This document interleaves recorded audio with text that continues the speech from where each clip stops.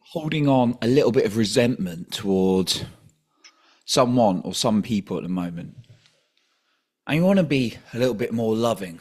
Well, today I'm going to give you some points on how you can start to do that. And if you stay until the end, I have an extra point for you then as well. Now, in the last 2 years, I've had to work through some pretty tricky situations, business and personal situations where I've suddenly been let go of jobs or responsibilities a couple of times over that 2-3 year period. And also when I felt a little bit disrespected in the area of dating and intimate relationship area. And it really humbled me. Also in the past, I've had things stolen from me. And that, of course, I have every right in those situations. And this isn't about me going, oh, life's hard and all this kind of thing. Because it's important to feel, but this is about how I've been able to see life that can benefit me. And I want you to be able to be creating an energy that's going to serve you rather than perhaps destroying you from resentment, because I've totally been there. And those situations, I had every right, to just be angry and so pissed off, right? And it really humbled me, like I said.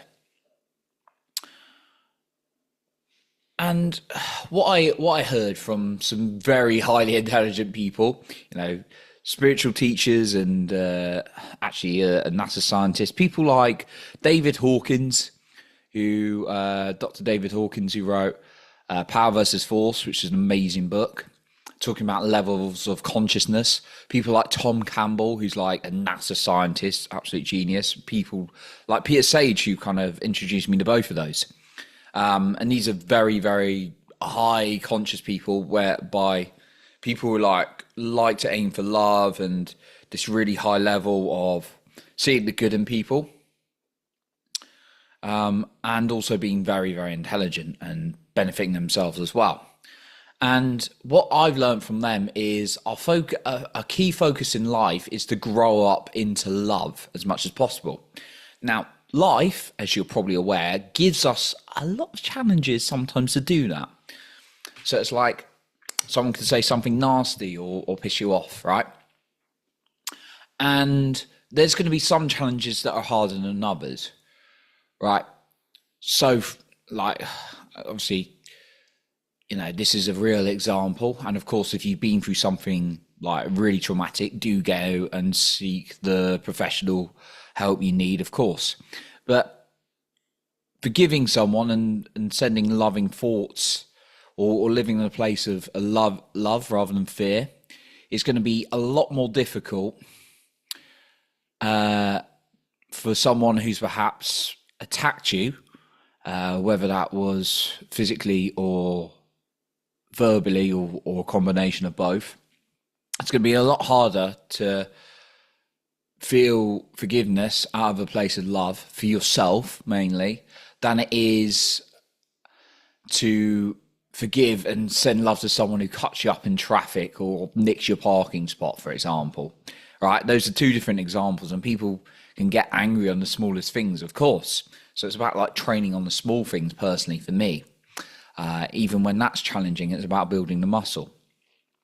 Now, there are some horrific things that happen, unfortunately, in this world. There's also a lot of beauty, right? And some of the things, there's a term unconditional love where you love anyone for no matter what they've done. Now, there's probably like certain, very, very, very, very advanced spiritual teachers who may be able to get to that place. But for the majority of humanity, that's something that probably not going to be achievable in this lifetime, to get to unconditional love no matter what anyone does, right? But getting into a more loving place, I found for me, is being really beneficial. And again, it's not about being in like a loving place all the time. I, of course, can catch myself being in a fearful place, And a place of fear is when I get angry with someone, I get triggered by something, or I get a bit reactive. But it's about coming back to more of a loving place, because when I'm in a loving place for myself and others, it feels a lot more empowering than not. So I really wanted to talk about some ways you can perhaps get yourself into a more loving place so that your life feels a lot more smooth, a lot more enjoyable than being in a place of holding on to resentment from someone. And again, I'll just re-emphasize the point that there are going to be some circumstances that are not going to be easy to feel in a loving place. And if you can't get to that, into a loving place, that's okay. You know, we're giving different assignments, but maybe just start something small. Like someone said something a little bit harsh to you, and then you're holding on to it, you're angry, you're like, how dare they say that? Maybe you start with that. And if that's too much for you, maybe just start with something like someone cut you up in traffic, for example, right? Well, maybe that person really needed to get to the hospital or something like that. And or maybe they're just so caught up in their own world and own troubles that they just weren't paying attention, right? And then you can think of it in a place like love from that. But like, it sounds a bit like, ooh, like let's all be in love, and maybe a bit like hippie kind of thing. I don't know, but it's like really, really helped me, benefit me when I live in that place. Like I've had resentment against people. I'm like, oh, how dare she like said that, or like she like disrespected me like that, like in the past. And it's just like, that's just, you know, in the more personal side. And then I'm just like, okay, she's coming from her own model of the world. She's got her own wounds and these kind of things. And then I'm like, right, let's send love and forget about it, because I need to focus on me, give me my energy, and then focus on serving other people who need me, right? And that's really allowed me to feel more love. And it's not easy, it's a practice. So here's some tips that I found to get out that resentment, that angry sort of place, into a more loving place. We can feel more empowered and connect with more people who are going to be right for you as well. So the first thing is make it part of your identity. Like become love, right? Just say, I am love. I'm committed to being love. If you can't believe you're love, like I'm committed to being love, and just say it again and again and again and feel it every single day. I would suggest saying it to yourself 10 times and do that 3 times throughout the day, right? It's going to take you like 2 minutes each time you do it, right? And just really feel it and let it sink in. The second thing is, I've already been going on to this point already, but send loving thoughts every single day. Just make some time in the morning and the evening and send some loving thoughts to people. One loving thought is an easy one, and I do it every day. Send a loving thought to someone who's maybe someone who means a lot to you, friend or family member, someone you know, even in career or business. And then send a loving thought to someone perhaps you don't get on with so well, or perhaps you've had a falling out with.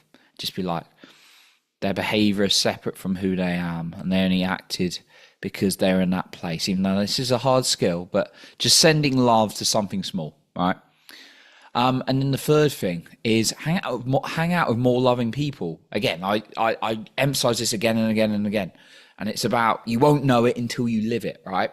But hang out with more loving people who are loving and supportive. Because I've been in that place where I'm like, I've like just been in my own head.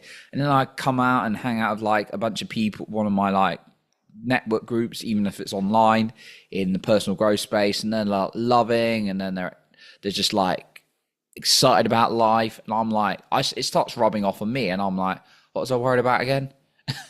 And then the fourth one, write a kindness menu and live it. Write a load of things you could do to be kind to other people, and then live that every single day, because it's going to be really, really powerful practice. Now, my final point for you is this, but it's kind of wrapping it all together. Put it in your calendar every single day, multiple times a day. I'm just talking about like 1 minute. Just put it throughout your day, connecting to the feeling of love. And it's very closely linked to gratitude. So do both of them together. Just feeling love. Put your hand over your heart, and then not intellectually, okay, I'm feeling love and feeling gratitude. Actually feeling it. Now, at first, it may be hard to access, but if you do that again and again and again and again and again, you're going to feel love and you're going to feel more gratitude, right?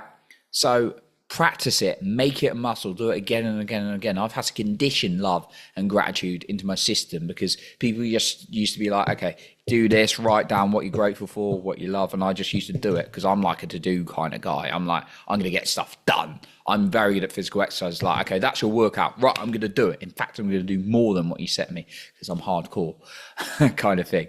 But like actually feeling things, when I started feeling things, that made the big difference in my life. So condition yourself, put some good music on, feel good, jump around if you need to, get yourself in state, but feeling love, schedule it in your calendar throughout the day. Be like, okay, at 1 o'clock, I'm going to connect to the feeling of love. That sounds silly, but do it, because it's not silly to feel good and feel love as much as possible. When you feel good, you want to do more good for others as well. So that's what I wanted to share with you today on how to be more loving. I appreciate you for being here. Thank you so much. And remember to lead with your heart and not with fear.